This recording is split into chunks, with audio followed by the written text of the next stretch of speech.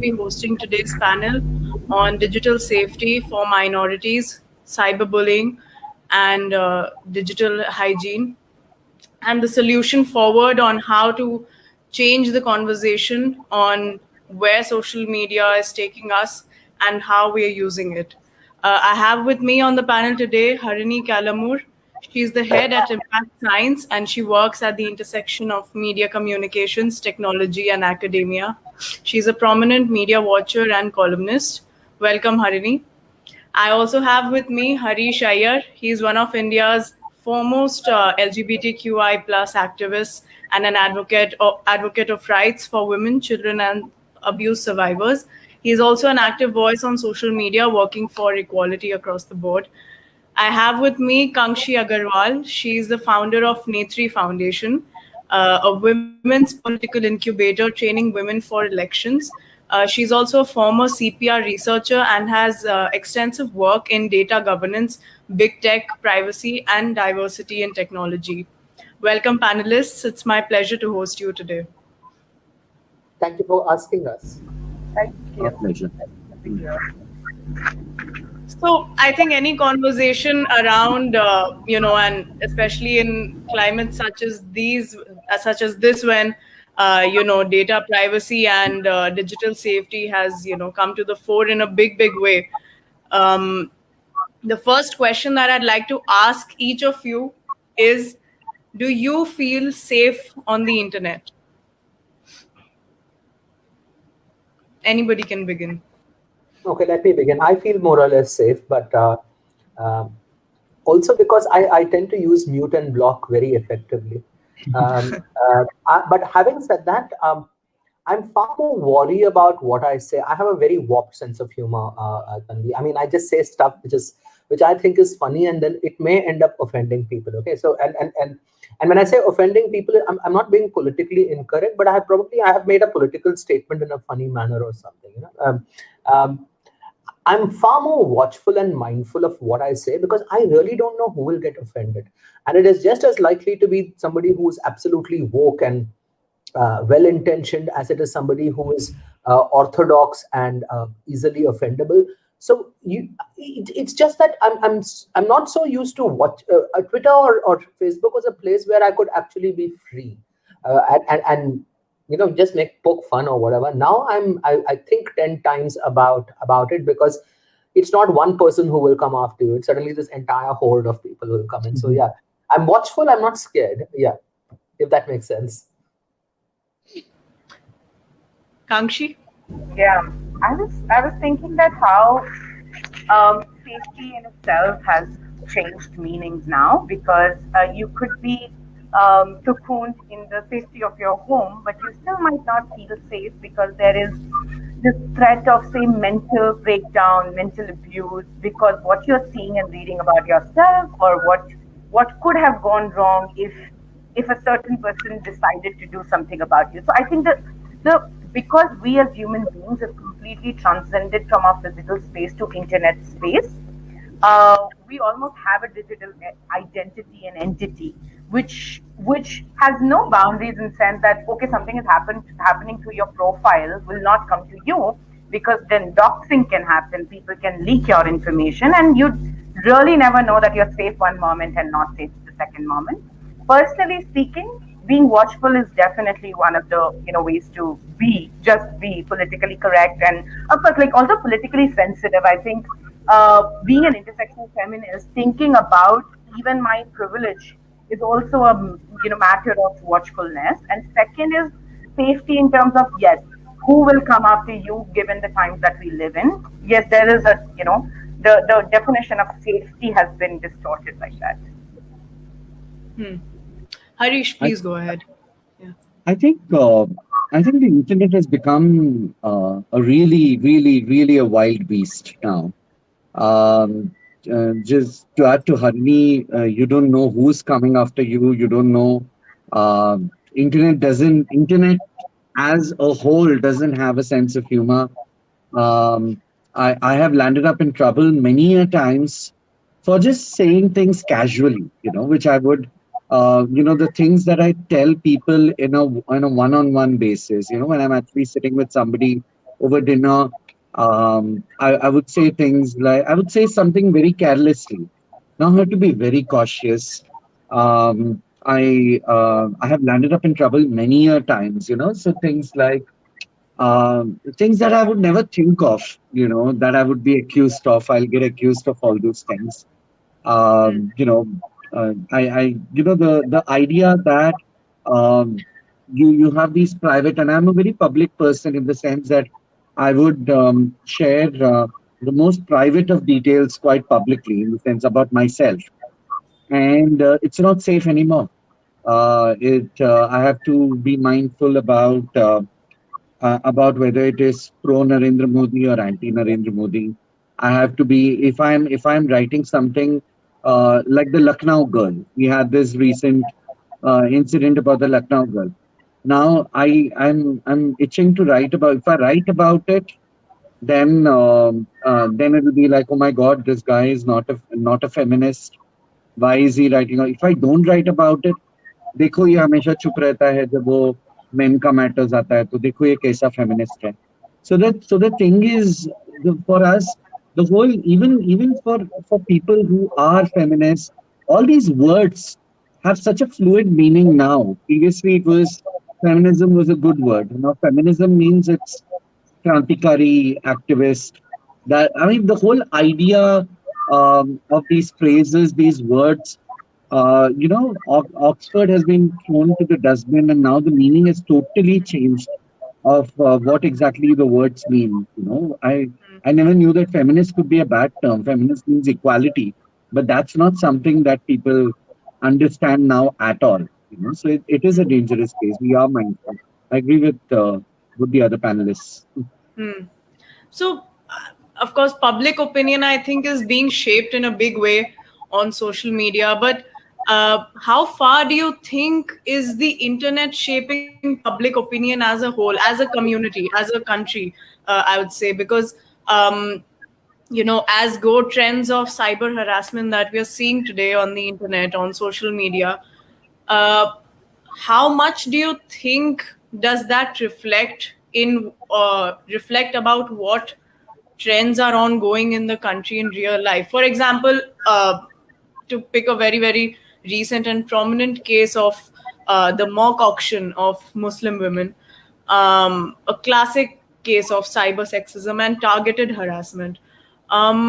Do you think it sort of speaks of a bigger picture, and of what of the kind of narrative that we are shaping vis-a-vis uh, conversations on safety and minority safety, in specific? Yeah, I would like to start by saying one of the things that you bring up, this Tully deal, that incident that happened, and it was so dehumanizing for women who were put up as an auction. And I think this is something, again, like one step back, if we take, we see that has bullying or harassment, any nature of bullying and harassment from the physical space also penetrated or perforated into the online space, right? So the only difference, one of the differences I see is that we have seen that abusers or perpetrators in most cases in the physical space used to be the known people. You'd always know that, this was always coming from a 1 degree or second degree contact. What differs the online harassment, online trolling, and also largely speaking of the public opinion, is that there are these massive army of trolls, as we know them, or people who are strangers. And now you're also like worrying about strangers. Pehle to women are being taught कि आप safe रहो, the sex ed and how it has to happen around, protecting yourself against all sorts of harassment was first degree, second degree contact. Now it's also about strangers on internet. And when you like bring this incident, Tanvi, thank you for talking about it. It is again very intersectional because it is like women and minority women. So it boils down the whole phenomenon of sexism and Islamophobia together. So the conversation and the narrative about a certain woman from a certain identity or a certain community will be shaped by not by one kind of an ism, but there are so many of these discriminatory practices. And shaping the public opinion would mostly likely be that, okay, if this is happening on internet, it might be okay. Younger people might be like, okay, if this is what is happening in the country. This is normal. So we normalize when we give stage to such things, or when such things become viral, or such things come to public force through internet, because there are so many impressionable minds who might think, okay, this is normal, this is also happening on the internet. They might go back home and tell, okay, mom, it was okay, for this to happen, because it was getting the legitimacy of so many people. So I think this is where the public opinion is, one, being shaped by the society. What is happening in the society gets reflected there. But then when it gains a massive momentum, it starts reflecting back on impressionable minds in the society. So I would like to add what Kanksshi just talked about, which is this, that this is not new. Okay, about 3 or 4 years ago, there were these entire set of outrage that was simultaneous outrages that were going on about forums on a variety of platforms where men in India posted pictures of women traveling in buses, of peephole pictures, and so on and so forth, discussing body parts and possibly having sex with these women in graphic detail. There was a big hue and cry. I don't know if you remember this. This is about 4 or 5 years ago. And men have been doing this for a fair amount of time ever since the internet began. The ability to share non-consensual pornography. Okay, and I say non-consensual because if you take a picture of a woman in a bath without asking her put that up, it's completely non-consensual. Has been looked down upon, has been ignored by platforms because it gets engagement. And I think that one of the things we should talk about really is the role of corporate greed in enhancing this. So what happened with Sully deals is just a part of this. It's something that it's literally something that has come up to the fore very simply because of the kind of polarized situation we are in now, and we are noticing this. But the internet has been a space for misogyny, and misogyny, unfortunately, is not a hate crime. Every other kind of hate crime we call out. Okay, every other kind. I mean, minority crime, crime against LGBTQ, speech against trans people. We classify all of that as hate crime, and everybody across the board acknowledges it's hate crime. But when it comes to women, misogyny is considered as boys will be boys. I mean, unfortunately, that needs to stop. It's not an internet problem, it's a real world problem. It's the way people bring up their sons. It's the way they condone their behavior. It's the way we kind of give them so much. We make so many excuses about these behavior. बच्चा है, नादान है, कुछ नहीं जानता है, भोला जानता है, कान के नीचे तो थप्पड़ मारनी चाहिए. Half the time, all these excuses we make are because their parents have brought them up badly, society has condoned them, their family has rewarded them, and larger society has kind of made excuses for them. Now, this continues across the board, whether you're talking about sexual harassment cases, and we've seen a whole bunch of those, including Vairamuthu. Everybody benefits. Tarun Tejpal. I mean, it's such institutionalized misogyny that we really shouldn't be surprised when women are auctioned on the internet, because it's what's happening in the real world. I mean, it's the way they refer to us in the real world that gets carried forward to the internet. It's not the internet's fault. There's a lot of great work happening on the net. I mean, there's so much of great work happening on the net. You can't blame the internet for this. This is people. This is men. More precisely. Sorry, Harish. It's not personal, but. So I'm going to start hashtag not all men.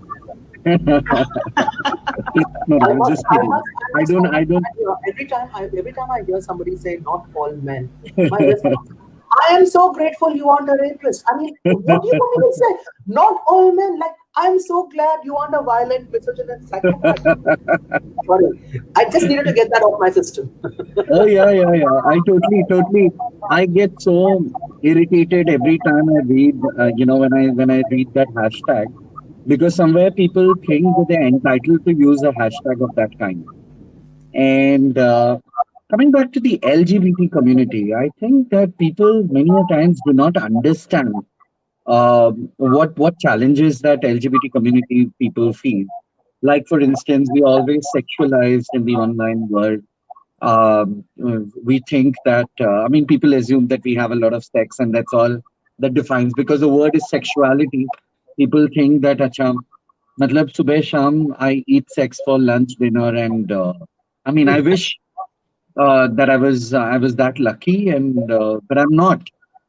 So so I think that's one way that digital opinion gets shaped. Um, Also, I totally agree with Harini when she says that there is when you don't recognize misogyny as a hate crime, but people also don't recognize the fact that through misogyny are all these other crimes that get perpetrated also. It is en route that yeah, within the LGBT community itself. Let's not go outside. Within the LGBT community itself, masculine gays are have more of a privilege than feminine gays. Okay, so Interesting. within the community, okay, itself, there is this whole. So you speak about, and similarly, you look at the other side. People don't understand that they're trans men and the issues regarding trans men, but they understand trans women because what जो नजर आता है हमको वही हकीकत नजर आती है, and that's again the religious part also, because people assume that every trans woman is from the Hijra community. So there are a lot of these assumptions, half-baked knowledge that's there, which gets perpetrated through the internet, through real life also. Through real life, it goes to the internet and it gets magnified 200 times over, and then it comes back to the real life in a different color altogether. So I think it's incredibly challenging, and also the kind of things like, for instance, there were times when I have received I know of people and I know of men who have received rape threats, gay men who have received rape threats, and it's considered very normal to say things about them. Like, for instance, if they don't agree with my political opinion on a certain issue, जैसे उसको तो वैसे भी मजा आता है, चलो उसको सबक सिखा देते हैं. I Oh, think this kind of conversation has kind of been normalized in various areas. So, just taking a little bit of a side route, Harish, I'd like you to answer this.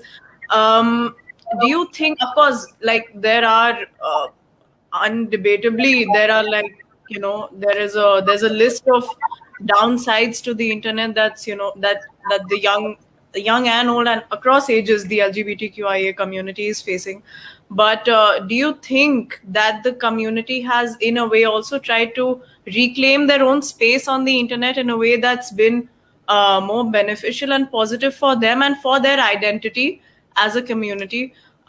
Because we do see that a lot of young members, young people who are identifying themselves as part of the community, they're finding more confidence in coming out online than they are offline.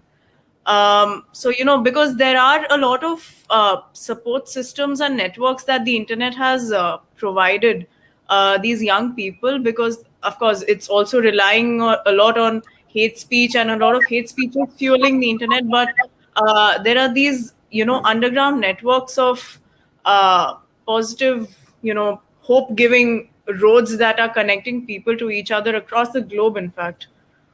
Things are getting better, Tanvi. I totally agree with you. Things are getting better. I mean, if you look at uh, if you look at just the past 10 years, okay, and things have gotten better, much better when it comes to awareness. The past 10 years, if you see that 10 years before, I mean, there were hardly any voices that you could hear. Okay. There were like three or four voices of the LGBT community, and and ended up happening to be always gay men. Okay. And I know that because I was one of those voices. And now you see the whole plate opening up. You say asexual, you say transgender, you say trans man, trans woman. You'll at least find one or two voices in each of these. In fact, more voices in each of these categories. You say bisexual, and any of these categories, you'll see many voices that have come out. So in a way, it has become better. You create. There's an online cohort of people who are willing to help you and understand you. But also, what has happened is, while you're galvanizing a movement by by creating like voices. There's also a channelization that needs to happen of these voices in a way which is safe for everybody. Yeah. So previously we used to fight with the external enemy. Now we are fighting within the LGBT community itself. Okay, because gay men are misogynistic towards. So things are getting called out, but also there needs to be action. That besides calling out and besides these things, there also has to be support systems which actually train. Coming to Arani's point of training men, training boys. I think that's an active thing that needs to happen even within the LGBT community. Because it's not a safe place for anyone who is feminine within the LGBT community. Also, yes, things are getting better, but things are getting better in a very rogue kind of way. There needs to be some channelization that needs to be done, some planning that needs to be done, more evangelizing that needs to be done, more awareness. I mean, I'm not sure if people in the LGBT community also know what gender fluid is. People in the not everyone in the LGBT community knows what is a trans man and trans woman, who's a trans man and who's a trans woman. There is very little awareness beyond yourself if you really go to see. Because now previously you had like 5 names and those 5 names used to get circulated. Now there is an opinion, there is diversity within the minority itself. Okay, which is good, very good, but at the same time it also needs a little bit of checking. Right. I So would I like to think, add something if yeah, I yeah, can. yeah, sure, please. And I think that one of the things that I've been noticing is this that, and especially in the feminist discourse, okay, and that's a space that I sometimes I haven't been very active in the last 1 year, but I have been fairly active. I think there isn't one kind of feminism. And I think that the first thing that we need to be able to accept is that, just as in there isn't one kind of anything. And this is something I'm hearing from Harish as well. So I have friends on the right, okay, hardcore RSS, BJP guys. And these have been good friends over the last 10, 15 years. I see them getting trolled for their views by other parts of the right because, again, there is no such thing as a homogeneous right as there is a homogeneous liberal or a homogeneous feminist or a homogeneous LGBTQ crowd. Each of these are incredibly diverse in themselves. I mean, I have right-wing friends who are complete atheists. I have other friends who are completely orthodox. And there is a schism there. It's not one unified thought. And I think that maybe a part of the problem is the fact that we still refer to them in analog terms, mass media, mass audience, mass people, beyond masses. And what you're seeing right now with the internet is these various little splinters or these various little groups jostling for hegemony. Each of them wants to control the narrative. And the way they try and do that is it's war. They try and destroy all others. Now, the big difference between real life and the internet is one thing, that somebody may be a misogynist, an anti-gay person, a woman hater, a trans hater, all shades, but they are within their limits because they are addressable. You know where they live, okay, you know who they are, and in the real world, there are very, very few people who are that extreme. On the other hand, if you look at the internet and the anonymity that it offers people get away with sheer murder and rape threats because it's not addressable. Yes, cybercrime is involved and there is blah, blah, blah, and there is blah, blah, blah. But it's a process. And does any of us really want to spend our time, going through the police system, getting some kid sitting in their parents' equivalent of the parents' basement in India to jail? I really don't know whether any of us wants that thrust in our lives. Okay, so therefore, it also becomes, it begs a question that when you have platforms that are this powerful, whether you're looking at Twitter or whether you're looking at Facebook, whether you're looking at LinkedIn, should there be some level of accountability? Should there be some level of addressability? And part of Twitter's problem is its entire anonymous group. Facebook is still less toxic because, well, I can find you. As they say in Taken, I will find you, okay, and then I will talk to you. But in Twitter, it's and I'll give you an example. Last year or year before last, I can't remember. Is it last year when Sushant Singh Rajput died tragically? I made a point at that point of time, and I wish I hadn't. My point was this: that if so many people had been his fans when he was alive, maybe he would not have taken such an extreme step. I can't remember seeing a single film of his. Okay, and suddenly he was all over my timeline, and there were these entire troll armies that were shouting everybody down. So when you're talking about something like that, okay, it's completely an internet phenomenon. It's coming back to the question you asked earlier: is there something completely an internet phenomenon? It's stuff like that. It's something completely manufactured, a manufactured love, a manufactured fandom, a manufactured outrage, a manufactured sense of justice, and the wanting to steamroll every one of us who's simply asking, he died, extremely tragic. We are very, very sorry, but can we please move on? And those guys will just get after you. Even now, they keep popping up every now and then on my timeline. I don't know about the rest of you, but it's just an example of anonymity and the kind of toxicity it can spread, and the kind of complete hijacking of the agenda Yeah, it can yeah, manage.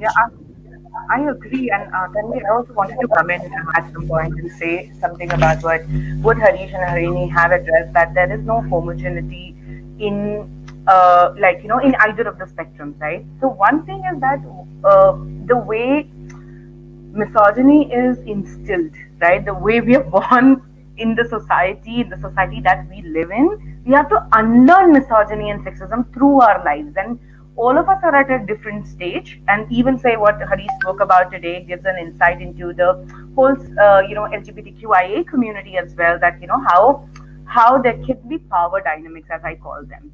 And these power dynamics can be because society tends to favor what looks man, and it tends not to favor what looks like a woman.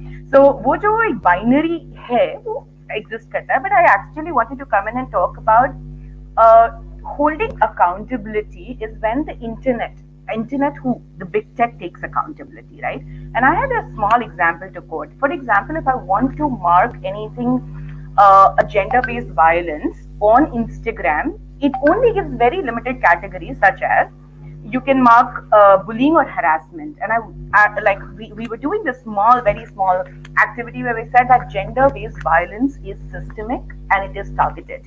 You cannot club it under bullying and harassment and leave it be. Other thing is that the kind of GBVs that exist could be in the form of doxing, as I said. It could be sexist comments. It could be rape threats. It could be physical and economic harms. It could be impersonification. It could be photoshopping your images, mostly morphing you out. So usme bhi, and this is the problem, right? That we don't collect sex disaggregated data. And if we don't collect sex disaggregated data, we will never be able to fix the problem in the system, because you really don't know how many bullying and harassment that is being marked on Instagram or say on Twitter when you mark a hate speech. You really don't know where it was coming from. Was it because somebody was misogynistic? Was somebody sending rape threats? Was somebody actually, personally planning to, almost threaten your life? So I think jab tak wo streamline, and that is where we need to hold these big techs accountable in asking them, what are you doing to make sure that women and even the minority communities feel safe? Because might as well be the cohorts being formed. Women communities are there, LGBTQIA communities are there, but वो भी जब वो online space में when they exist, what is the safety measure there? How can they report each other? How can they? Who is then the boss who is going to take a call? This is not allowed, right? So in online spaces, because things go out of hand very quickly, could be that it is about transparency and accountability. Anybody can screenshot your chats, put them out, while it gives some leeway into saying, okay, somebody said something problematic, you took in evidence and you put it out. But it could be completely privacy infringement. So just thinking about where is it privacy infringement versus where it is necessary for a crime investigation. I think that kind of policy requirements, and that is where we also talk about lack of representation of women and minorities, not only in the policy space but also in the technology space, right? The algorithms, the way they are wrote. Male white data is fed into writing the algorithms that serve all of us, which is like the global south, the women, the people of color, etc., etc. And then the politicians themselves, right? Because we don't have enough women politicians in the parliament. It is barely 14%. And I always talk about that because They are the voices that can perhaps resound these concerns in the highest decision making bodies, but we're not talking about that. So all these things are perhaps some little way forward where we need to hold our big techs accountable. Absolutely. I think Kanksshi, you covered the forthcoming points that I was going to raise, which we should discuss about. How there is a lack of data collation, and how, in fact, that is impacting the way we discuss cyberbullying and harassment on the policy at a policy based level. Cyberbullying is still a very, very latently discussed subject in India. It's largely restricted to perceptions about the teen space or the youth space. It's not being seen as something that's affecting people across ages, and of course, there's a big gap in representation. In fact, the World Economic Forum released data this year on on their global gender gap index, and India, in fact, slipped quite a lot many places to land at 140, and it's ranked between 156 countries, and India is now at 140. And the biggest slide was seen in the political arena, and in the area of lack of representation. How do you make decisions when there are no women or no queer people representing their grievances? And in fact, it's very interesting because the government this year also introduced the new IT rules, which were considered largely suspect by a lot of people online, by the way that it framed regulation around the use of social media. But to just pick up one part of the guidelines that that requires taking down content that degrades or objectifies women by posting nude or morphed content. The former IT minister said it was in a bid to preserve the dignity of women. Do you think that such policy can, is it watertight, or there is more than enough wiggle room to get around such kind of regulation to just continue how behaviors are continuing on social media? So if I can, Yeah, yeah. I think that government is just one part of it. I think the bigger problem is how do you regulate global giants like Facebook and Twitter. For the longest time, companies like Amazon, not Amazon so much, companies like Google, companies like Facebook, and companies like Twitter have literally weaponized the First Amendment. They have said that anything on our platform, we have a right to say it because it's covered under the American First Amendment. But excuse me, I'm not an American. I'm not bound to live under the American First Amendment. And American First Amendment has fantastic. I mean, it's great. But I'll just give you a counterpoint. India has a right to abort. America doesn't. I mean, the same way as India does. Different countries, different rules, different social backgrounds. So throwing the First Amendment at us is really not the best way of dealing with the problem. India is a different ecosystem. I'm not even looking at Twitter and Facebook worldwide. At the starting point, I think that we need to be able to address this at multiple levels. One is a regulatory level in terms of content. And that's definitely required, but I'm not really sure whether any government can get into the content part of it, very simply because of the volume of content being posted. You're not going to be able to filter through everything to make sure nothing that triggers anybody goes up. You can't make sure everything that you do is post-mortem. It can't be done before. So therefore, you got to look at other things. It is how are you allowing accounts to come up? Okay, how are you allowing mass anonymous accounts to start trolling? How are you allowing the influencing of bullying? How are you allowing the influencing of policy? How are you allowing the influencing of creation of groups that set agendas?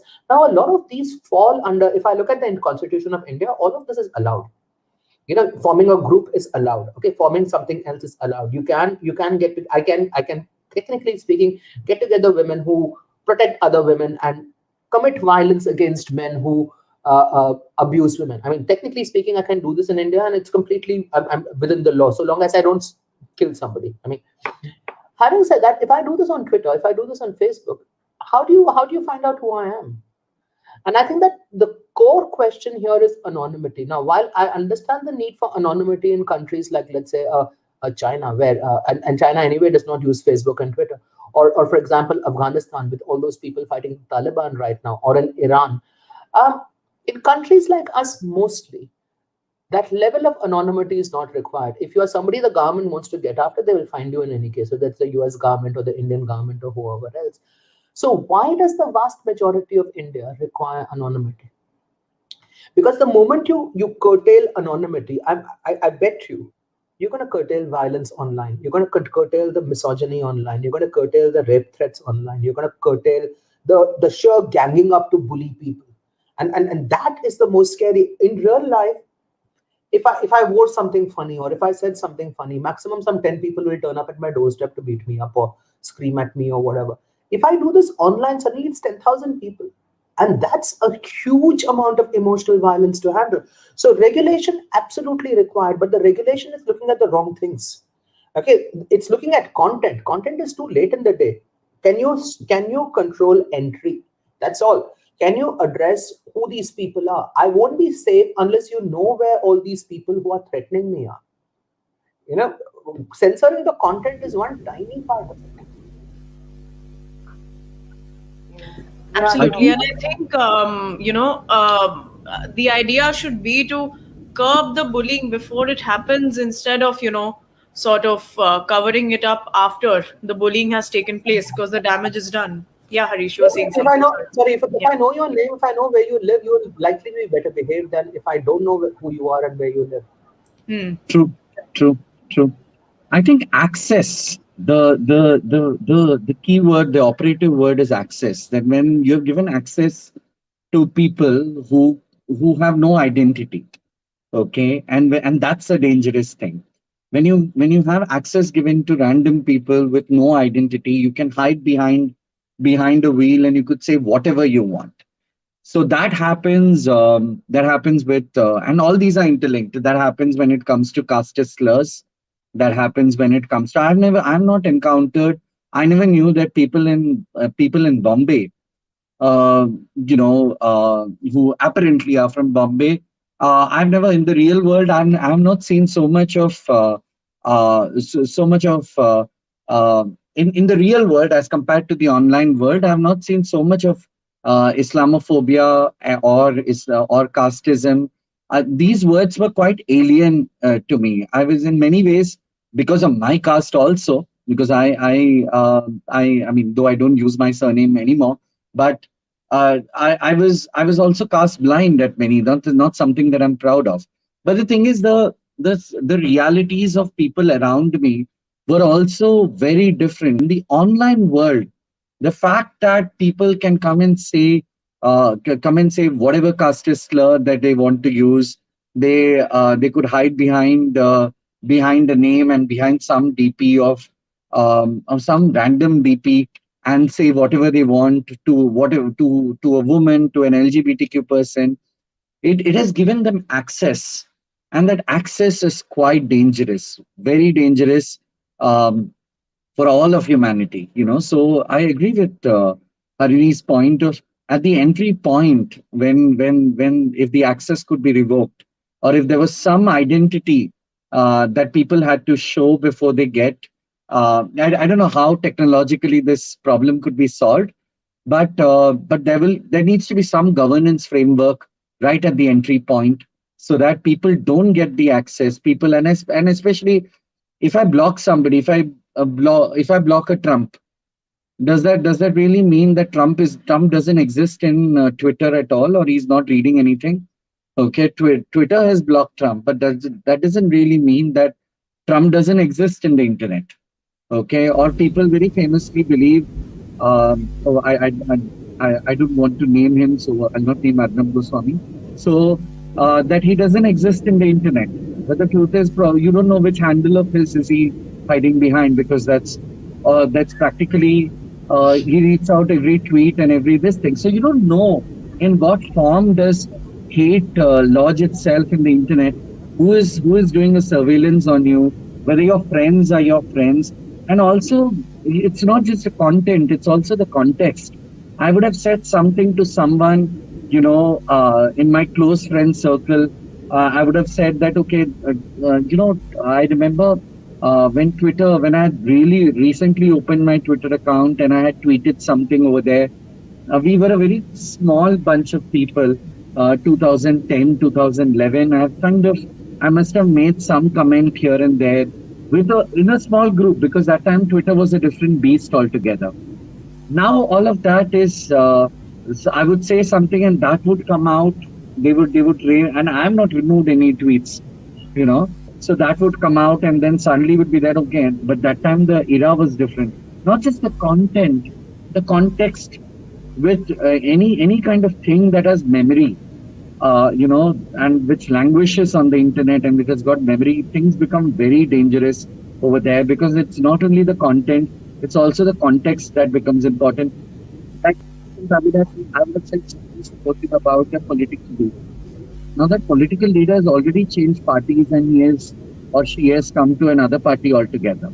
Now suddenly, it is in a different, the person is in a different political party and says a lot of different things, and now you are referring to that tweet where I actually said something positive about the person. So I think it's things, content and context and governance is extremely important. Right. Closing comments, Kanksshi, from you. Yes. One thing that you mentioned about the IT rules, I think I just want to let still one moment go back to about the content part also. I think, and I'll give you an example. Right now, that it's the World Breastfeeding Week ongoing, and women's breasts on the internet is a problem, right? It will not let people upload breastfeeding pictures under the whatever banned or morphed category, etc. So now this is where the problem arises, right? Where we want to understand exactly behind the system when a content is being uploaded. Can there be a certain review period? We understand it will not be as immediate, but that we can, then get it in the timelines that we are right now, right? हम लोग मान सकते हैं कि अच्छा आपको ऐसा content डालना है that you might want to do a 12-hour approval kind of a period. Instead of going this direction, we are saying that we want to prevent women's dignity. Now, this is a problem that who owns that? So, I want to own my body completely. I believe that no. So, this is about bodily autonomy. No other person should decide whether or not what kind of picture I put out there of myself. So, the access and ownership of the content is of another concern when thinking about banning any kind of a categorical content, right? And this is where I think both the regulators, the governments, and the big techs themselves have to think about plausible policy options which are implementable, solves the problem of the narrative. Something like, I want to promote breastfeeding right now and I'm not able to because I can't put those pictures because it will just completely shadow ban it or even ban it. Now, this is where we also need a human intervention in technology. And we say that, artificial intelligence is completely machine driven or algorithm driven. That is where you want some people checking some kind of content, and it can be under a review period. There are different possibilities of doing that. And that is where we really need to put our brains together. So the closing comments are largely around one of the key things that, one, we need to understand and categorize GBV as GBV, gender-based violence as gender-based violence. Stop calling it like normally bullying and harassment. And through this platform, I would want to make a urge to all the big techs, right? Both Instagram, Twitter, Facebook, that we need one more option in reporting content, that it is gender-based violence. And second is to understand the space of policy, the nexus of getting our decision makers also educated on tech. That is another thing, because tech abhi aisa dikhta hai ki कुछ rocket science hai and not everybody understands that. So we really need to bring it in the realm of understanding the tech. And then thinking about what are the plausible options of making policies and implementing them to make internet a really safe space for everybody. That's it. Absolutely. I think a very, very constructive conversation on, what lies at the crossroads of digital safety, where Silicon Valley giants and our own government and public opinion all come together to sort of redefine and reshape the conversation on what social media usage means today, and where it's moving, and to devise solutions that would work long term, and towards the protection of women, the queer community, and other marginalized groups, uh, in order to empower them, and in order to give them the space on the internet that they deserve for their own use, and for something that would work in the longer run of them finding their own identities. Thank you, panelists. I really, really, added some value to very important